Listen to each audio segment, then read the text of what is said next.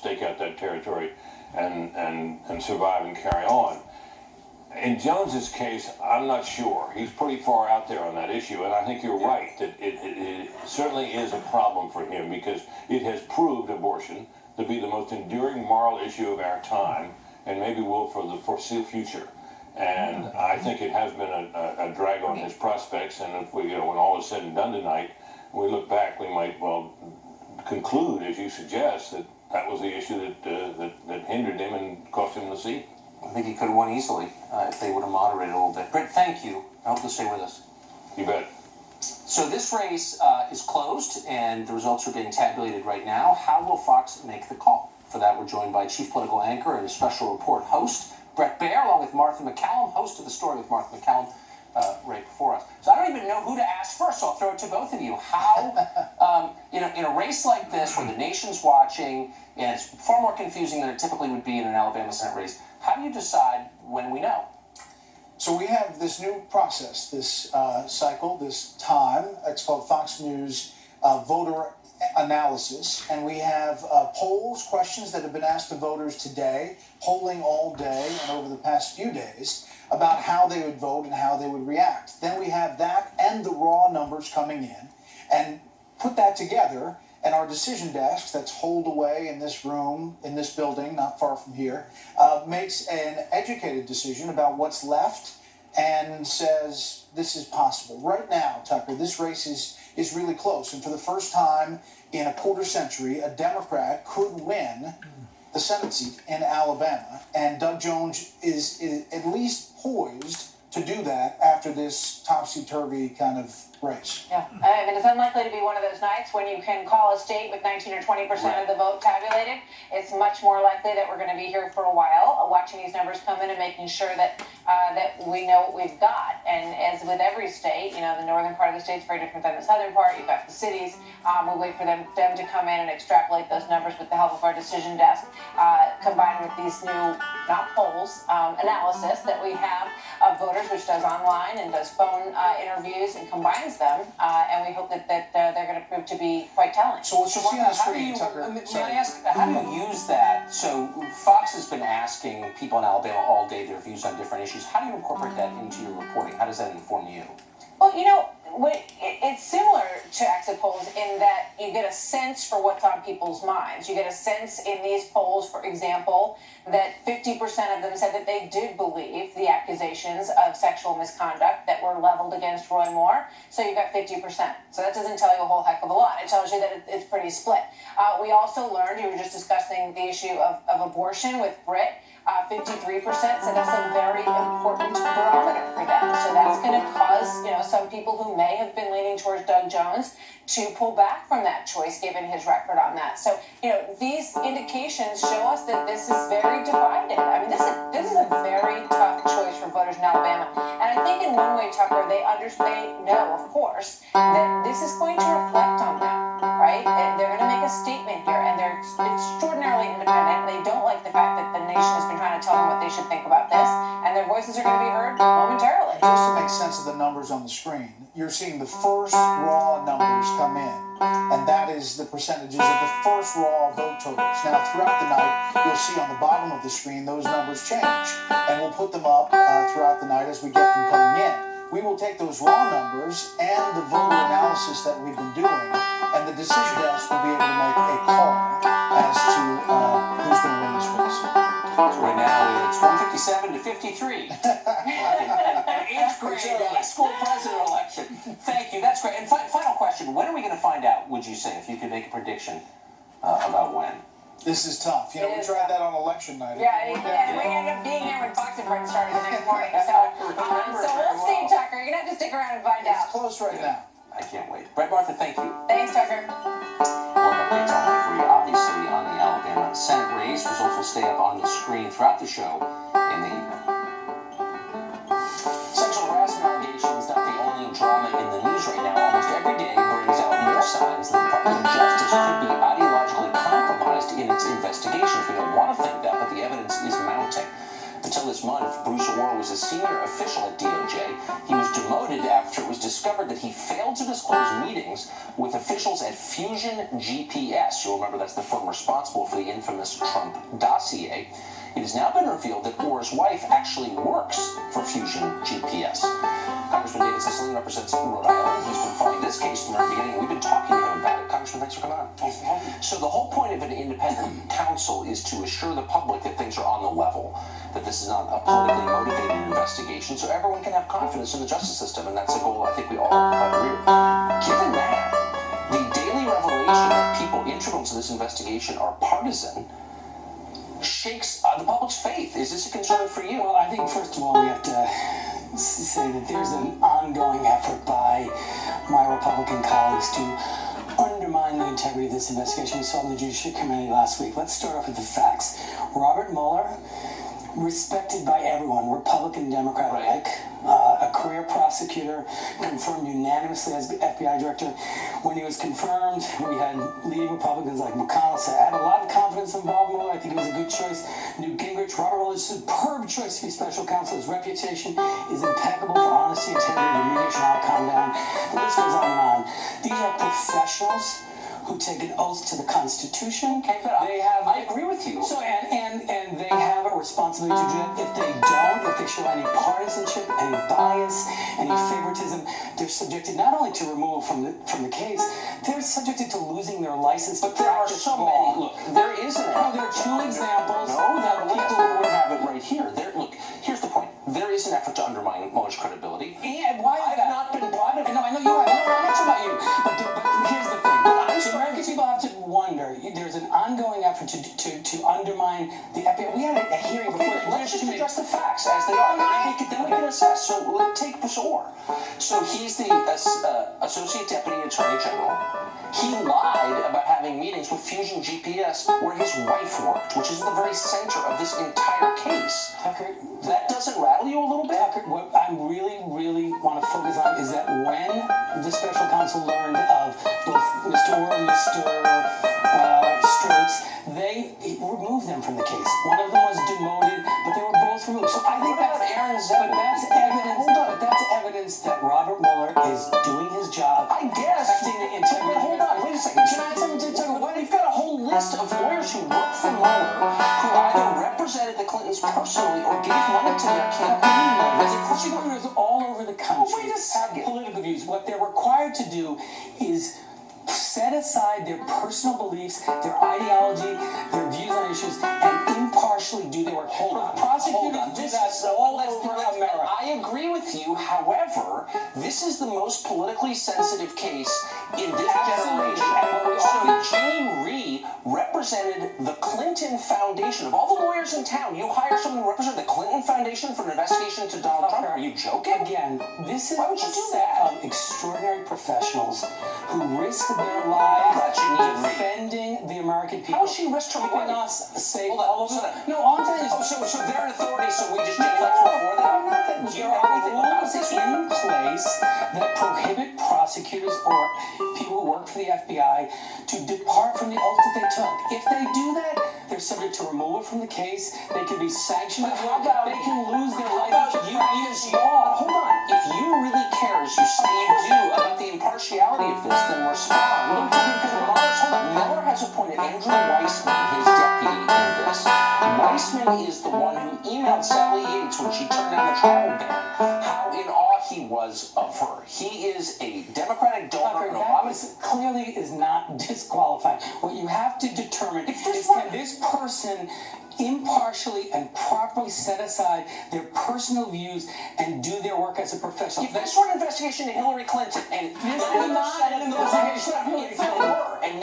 of the lawyers that the IG hired, the independent counsel hired, were Republican donors and had worked for Trump, he would say, what is this? We could say Robert Mueller is a Republican. Rod Rosenstein, Rod Rosenstein is a Democrat. No, you're wrong. No, I said Robert Mueller. I said Rod Rosenstein is a Democrat and a I don't know whether he's a Democrat or not. Robert Mueller is definitely a Republican. My point is, prosecutors are required to set aside their political views, their ideology. These are men and women and professionals who subject themselves to disciplinary action, and they can lose their license to practice. Two of them nothing here. In fact, the only reason getting closer to the president.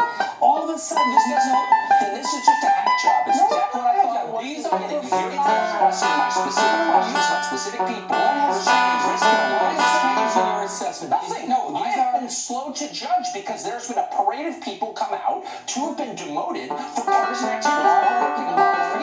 Who is respected by Republicans, Democrats, and Not by me anymore. He's assembled a team of extraordinary professionals who are doing their Repeating work. talking point. It's not talking about, I'm telling you. Of No, extraordinary they are. These are risk guys. You can laugh about it. But you can laugh about them. But I'm telling you, you trade places and be an FBI agent. They're lying. Risk their lives to keep America safe, which is what they do, and undermining them and attacking the rule of law in the country is a shame. Questions. I get it. Just Just they're extraordinary. attack the FBI because they have no weapons. It's either to set up Citizen, I brought up the question. and it's either to set up an explanation. No one can bully you. No one can bully you. We're out of time, Congressman. But come back anytime. Thanks for having Because me. this is an interesting topic. Senator Kirsten Gillibrand poses as Congress's conscience on the question of sexual harassment and sexual assault. But is she? We'll discuss that next. And of course, throughout the hour, we're going to keep you updated on Alabama. The polls there have just closed. The outcome left to be decided. We'll let you know.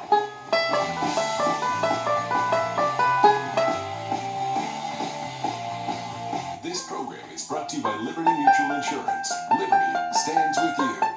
Liberty Mutual stood with me when this guy got a flat tire in the middle of the night, so I got home safe. Yeah, my dad says insurance is a bad dog. What? You can leave worry behind when Liberty stands with you. Liberty Mutual Insurance. With the Home Advisor app, it's easy and free to find home pros for any project. From a simple repair to a major remodel. Tell them what you need and get connected to top-rated local pros. Start your next project with Home Advisor. Your ancestors preserved food for the hard times they knew would come. Shouldn't you prepare as well? With a Harvest Right home freeze dryer, you can preserve all your favorite foods for up to 25 years. Meats, fruits, vegetables, ice cream, even lasagna can be freeze-dried right in your home, maintaining their original taste and nutrition. This just might save your life. For more information, call today or visit harvestright.com. Harvest Right. Long live your food. Pain relievers might all seem the same, but Salon Plus Pain Relief Patch is the first and only FDA-approved OTC topical and the strongest labeled pain reliever available without a prescription. Salon Plus for tough pain. The perfect gift sale at Joseph A. Bank. All travel and executive sport coats $149. All Pima cotton sweaters 3 for $99. Plus, buy one get one free on almost everything in store. The perfect gift sale, only at Joseph A. Bank.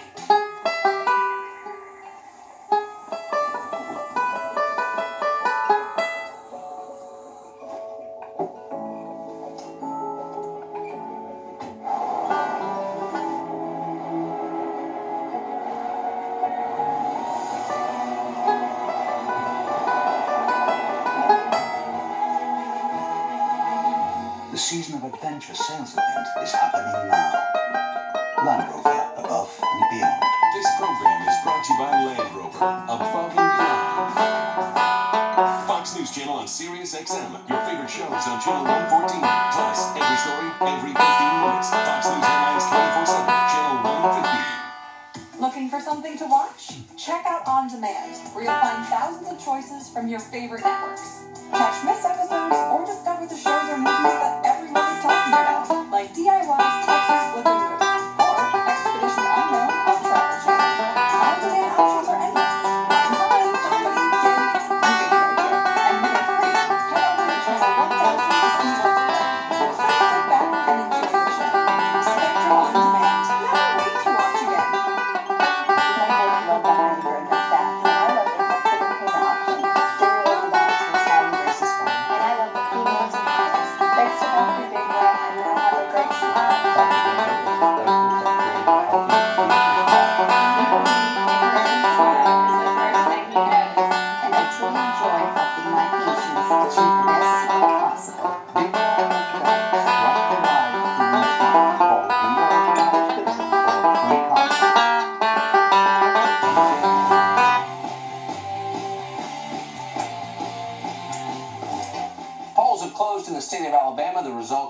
coming in now, trickling in. They'll be on your screen all night. The race, for the first time in many years, could go either way at any time, since we will be updating you all night.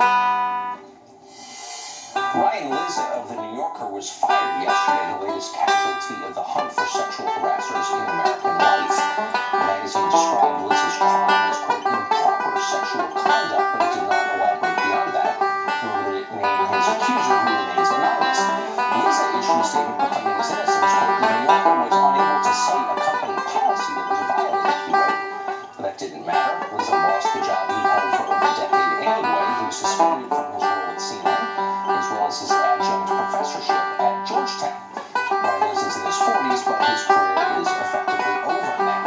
The same has happened to plenty of other people recently on the basis of sexual harassment claims. In just the past week, TV chef Mario Batali has pulled off the air. Steve Edwards of Midday LA is gone. 5 analysts at NFL Network and ESPN were suspended, and of course Al Franken is not to be suspended. A lot of other ones too. Now, maybe all of these people are guilty as charged. Sexual harassment is real and apparently common. So it could be. How common is it? Well, it would be nice to know that, but that would require facts, which are one of the many things these cases lack, along with names and dates and the specific nature of the crimes alleged. Details matter because, in the end, they add up to proof. Proof is what ensures that the innocent aren't punished, and protecting the innocent is the very essence of Western justice. Unfortunately, we are moving in the opposite direction, toward a standard where to be accused means to be judged guilty. This is not a defense of sexual harassment, obviously, just an acknowledgement that it's terrifying, really terrifying. In a recent piece for Politico, Emily Yaffe explains how we got here. It turns out it did not start with Harvey Weinstein exactly, but with the last administration. At the beginning of this decade, the Obama administration launched a campaign to stamp out sexual assault on college campuses. The goal was laudable, obviously, but the means were horrifying. Using Title IX as a regulatory cudgel, the administration pressured colleges to lower the burden of proof for sexual misconduct and urged them to create category courts that denied basic rights to students like access to counsel and the ability to face and question accusers. Within a few years, it became normal to view sexual misconduct as a special class of crime where no presumption of innocence was warranted. Accusation equaled conviction. 2 years ago, Democratic Congressman Jared Polis of Colorado put it as clearly as anyone ever has. Quote, if there are 10 people who have been accused, and maybe 1 or 2 did it, it seems better to get rid of all 10 people. In other words, it's okay to punish the innocent. If you want an omelet, you've got to break some eggs. That was Robespierre's line. It's been echoed by totalitarian dictators ever since. It's pretty jarring to hear it from a U.S. congressman in this country. On campuses, students were humiliated and expelled on the basis of no evidence they had done anything wrong. In one case, at the University of North Dakota, a student was tossed out for sexual assault, even as his accuser was prosecuted for lying to police about the same incident. At the time, many on the right allied with civil libertarians to decry this as a basic attack on the precepts of justice, which it was. And yet now, those same groups are silent mostly. Some are even cheering along because this time, the victims primarily are liberal journalists, politicians, and media personalities. A lot of these seem like odious people anyway, and it's gratifying to see them hounded from public life. That's a mistake. Principles matter, even when they protect people you don't like.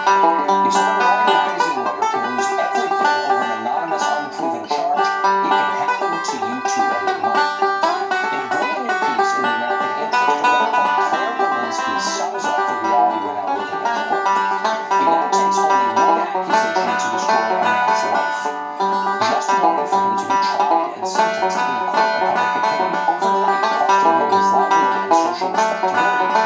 We are on a frenzied extrajudicial wedlock hunt that does not pause to parse the difference between rape and stupidity. The punishment for sexual harassment is so grave that clearly this crime, like any other serious crime, requires an unambiguous definition. We have nothing of the sort. We're living through moral panic, obviously, and as Berlinski points out, we have seen this before. Again, a quote from her. Not long ago, we firmly convinced ourselves that our children were being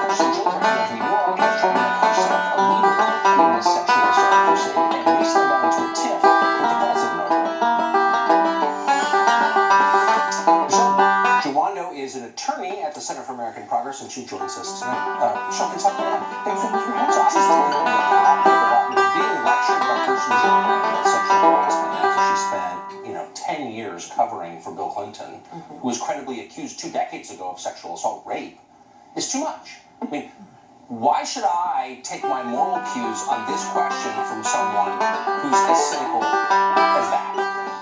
So Senator Gillibrand was actually in a bipartisan Bible study group when her phone rang when she found out that the President of the United States, with the biggest bully pulpit in the world, was attacking her on Twitter. And so I think the question and where we can really begin the conversation is that really the decorum that we want our president to be engaging?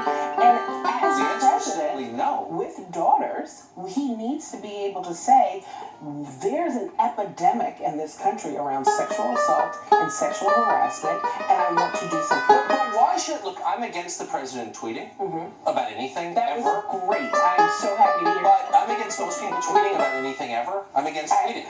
Yeah. But let me just say this. Anti-Twitter. Why, of everyone in Washington, should someone who covered for Bill Clinton, who refused to say anything about her colleague Anthony Weiner when asked about his sexual misdeeds, who is covered for Linda Sarsour, who's just an open misogynist who wants Sharia law, and has attacked the victims of female genital mutilation, why would that person get the right to lecture me about anything? Tucker, Kirsten Gillibrand, you know that I've worked in the Senate with her for many years before I went to the Center for American Progress. And one of the things that I am most proud of to this day is the bipartisan work we did on the 9/11 health bill. That was something we did with Senator Coburn, who was one of the most conservative, fiscally and otherwise, Republicans in the Senate. And the reason why Republicans work with Senator Gillibrand is because they know she's a hard worker. She's working. I don't doubt that for a second. I'm not attacking her as a person. I'm just saying, why does she get to lecture the rest of us on a subject that she hasn't proven faithful on? I don't want to ask you a question I've always wondered. So she's got a full rating from Planned Parenthood, which has said out loud, we'll commit sex-selective abortions designed to basically cull female babies. If you're a feminist, how in the world can you support sex-selective abortions? I've never understood that. It's a sincere question. So I appreciate the question. I don't think that that's actually true, Tucker. It is true. If you go and you do any research, I don't think anyone would say that Planned Parenthood is pushing that. As They're not. They said that they are not. That they are okay with it. They've said it out loud. To provide contraceptive care, health coverage for women in this country. And I know as difficult as it is for us to recognize, Roe is a constitutionally protected Does sex-selective abortions bother you? And if we are really going to be honest in this country, we have to recognize, abortion is a right protected by the Constitution. Sex-selective abortions, and we're feminists now. Okay. But Senator Right, Gillibrand, back to the. We're out of time. I'll give you the last Got one, it. though, since you're so. I will say this: Senator Gillibrand is someone who I've seen one of the hardest working people across the aisle. And if we as a country really want to value women, we have to figure out this issue around sexual assault. Yeah, I totally believe that. I've got $3. I'm all for valuing women. That's I'm why just not for Kirsten Gillibrand because I think she's false. But thank you for joining me. The family members of the New York City bombing suspects say they are outraged by how the police have treated them. Do they right to be? Plus, new results from Alabama's special Senate election continue to come through Fox throughout the night, and we'll bring them to you as soon as they do.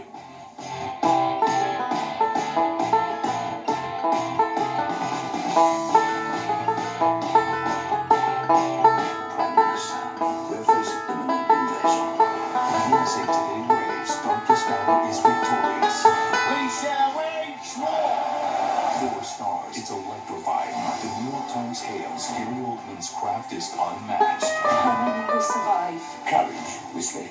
Courage. And Rolling Stone declares Gary Oldman gets the performance of the year in one of the best pictures of the year. We shall never surrender! Darkest Hour, rated PG-13.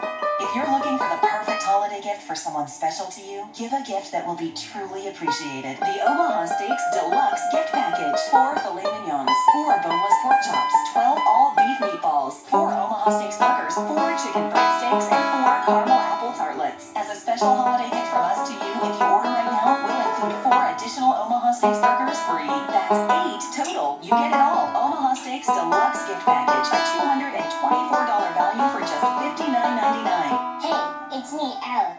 Everybody loves celebrating first moments. You celebrate first birthdays, first words, first steps. Plus, if you're like my grandma, you probably give them a bunch of kisses too. Love you, Grandma. These are special moments for all of us. But just imagine how much more special these moments are for a kid who was told they never be able to walk. A kid just like Chris. I'm walking. Mommy, I'm walking. You are walking. Like that. These moments are only possible because of people just like you who picked up the phone and called the number on your screen. When you support China's Hospitals for Children, you're helping create first moments for kids like Sarah. You got it. Good girl. Your gift helps make these and many more first moments possible. Go online right now to loveshiners.org and join with thousands of other caring people who are giving only $19 a month and helping kids walk for the first time. Will we celebrate a child's first moment with your first monthly gift right now? Thank you. Thank you. Thank you for giving. Please call or go online now. If operators are busy, call again or go to loveshiners.org now. Your gift says you care. Have you ever seen something so beautiful that all you could say was, wow? Or walked on the world's best beach? At a base that made you feel like you were in a dream, where family comes first, and fun is measured one ride at a time. Where you're served like royalty, but treated like family. Beaches, Turks, and Caicos, where anything is possible, because everything is included. Wow! Get up to 65% off on 1-800-BEACHES. Yes, you did.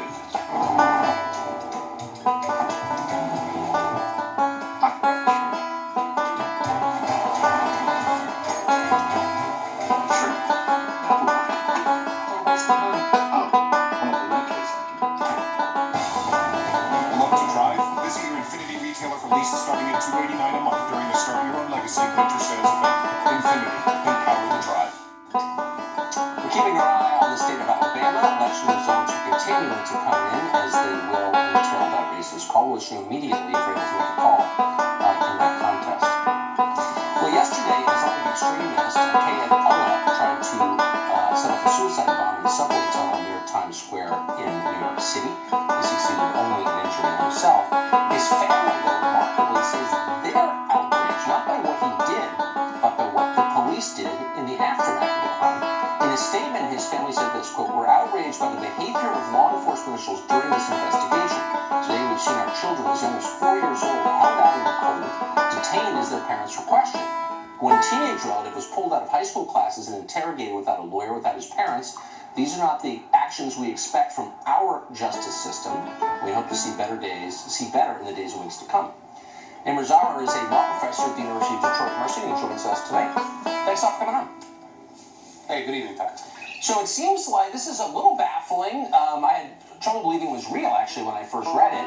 So you find out that someone in your family has attempted to kill strangers in the name of jihad in a subway station, and you issue a statement saying that you've been wronged somehow? How does this work?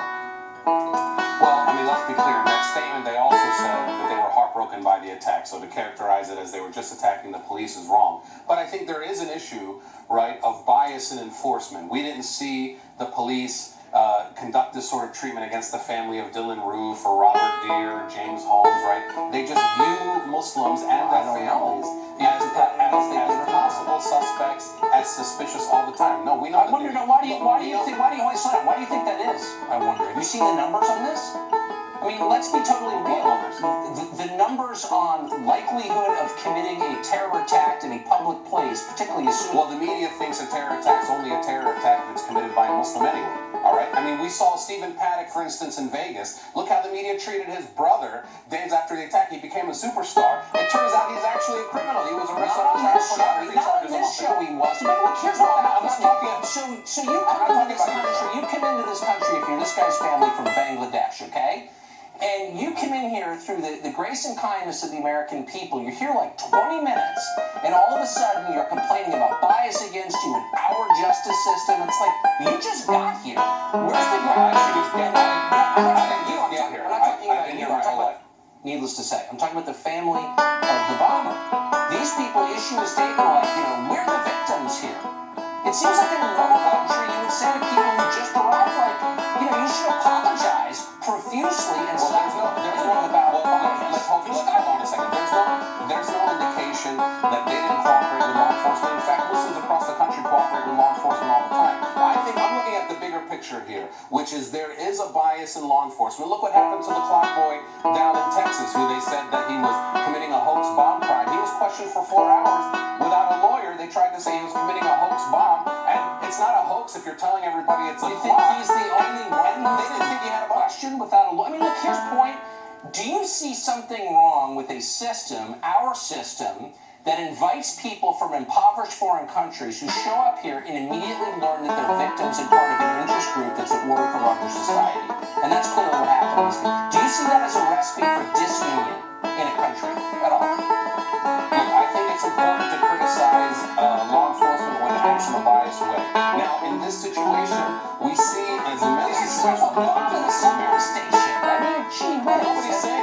Nobody's saying he's not guilty. Of course he's guilty and should go to jail for the rest of his life. But when you treat his family immediately as accomplices, when you don't do that with white criminals, then we have a problem. They do it with white criminals. I just had a friend who was door knocked down by the FBI. You don't know anything. Maybe that's part of your problem. The way people treat us in this country. Stephen Pack's brother was a celebrity on the news. Stephen Pack's brother was treated like a celebrity on the news. Jail for 3 days. Something horrible. Anyway, now he is, but they didn't know that when after the shooting, he was treated like a celebrity on the news. You're just wrong about what your country hates this country. Professor I'm serious, they're taught to hate this country. It's distressing. Dan Bongino is a former NYPD officer and he joins us tonight.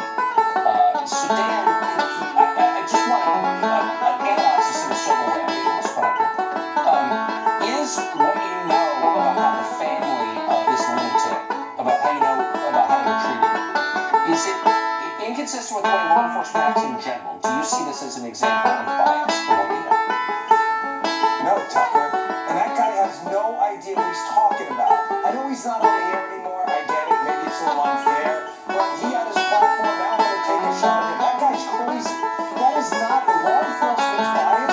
Does he have any idea how the process works? Let me explain how it actually works for reasonable people out there, not that maniac, okay? Here's how it works. When a bomb goes off in the city, you have this thing called an exigent circumstances contingency for Miranda, where you don't have to Mirandize people because you know what, Tucker? Another bomb could go off and somebody could be killed. Does he not know that? Has he never does he come on here completely entirely unprepared? So just to clarify for our viewers, so in those cases where the police are speaking to people without Mirandizing, without a lawyer present, they're not doing so to gather evidence in order to charge that person, but to find out if there's an imminent threat in some other direction. Is that what you're saying? Yes, thank you for saying that, Tucker. Miranda, just to be clear, if you're in custody and you're interrogated, plus those statements are going to be used in a proceeding, in a court proceeding later, then yes, you have to Mirandize people. If your primary interest, Tucker, is saving the lives of people who could be killed in an additional bombing, what did you think the cops were going to do to the family of this Bangladeshi man? You think they were going to show up with a plate of tea and crumpets and sit down? I mean, is that guy kidding me? What did he think was going to happen?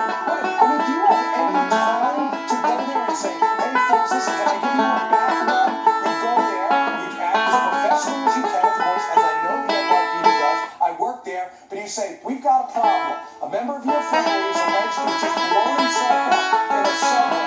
We need information, and we need it now. Is there anyone else involved? And this is what, the family's outraged, Tucker. You know what? We're outraged. You know what we're outraged about? This care attorney who came out after and gave a statement, by the way, who jumps out in front of the screen actors every time, worried about phony mass outbreaks of Islamophobia. And Americans are also outraged about being the most compassionate country ever when it comes to immigration. And yet we get slapped in the face every time, like Roadblocks here, like this guy who tried to assist. Totally right. It would be important. A million people from spouses and the victims, and the rest of the country hates them. It's a disaster. Dan, thank you for your sober analysis of that. We're going to have a lot more on the latest developments from the state of Alabama just ahead, plus a special appearance from a CNN host and spiritual guru, a Swami some of us have been following for years. We'll let you in on that. It's Chris Palmer. Okay, we'll be right back.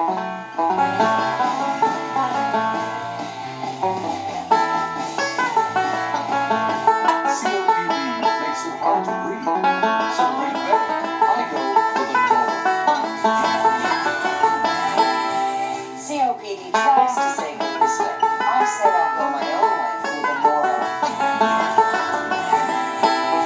Once daily Nora contains two medicines called Banjo dilators that work together to significantly improve lung function all day and all night.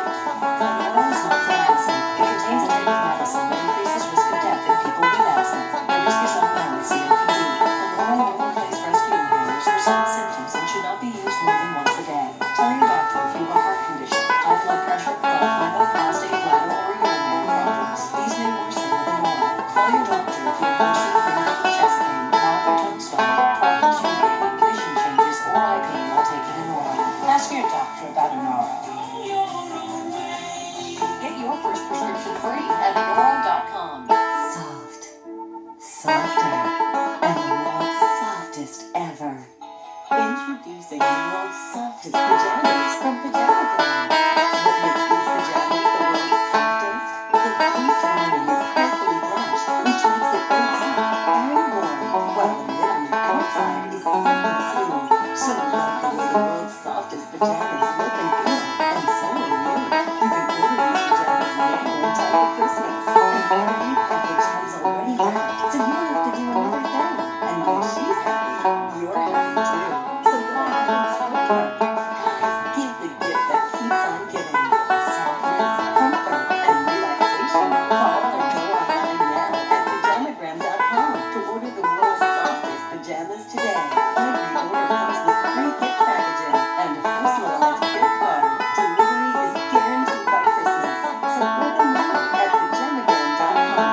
We are the TV doctors of America. We may not know much about medicine, but we know a lot about drama. From scandalous romance To ridiculous plot twists. We also can avoid drama by getting an annual checkup. So we're partnering with Cigna to remind you to go see a real doctor. No, and take control of your health. It can save your life. Dr. Poses.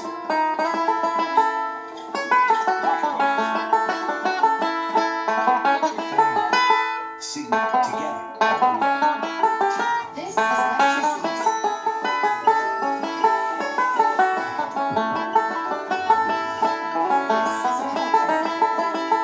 This is Tim Barcodes. That's me. This is something whose research works on Melbourne, using fuel cells to capture carbon emissions in power plants, This is the potential. reducing CO2 emissions by up to 90%, while also producing more power. This could be big. Energy that gives you. Let's take the big idea. This is here.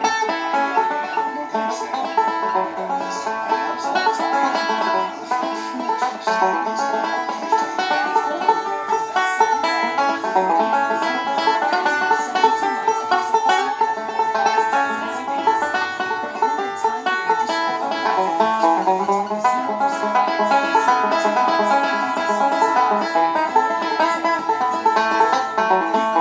Anything like this. Ridiculous, outrageous talent doing ridiculous, outrageous stuff. Tune into Game Show Network on December 20th at 9 p.m. to watch Kmart's Ridiculous Cash Bash Game Show. You've got to see it to believe it. Only Invisalign clear aligners are made with smart track material to precisely move your teeth to your best smile. See how Invisalign treatment can shape your smile up to 50% faster today at Invisalign.com.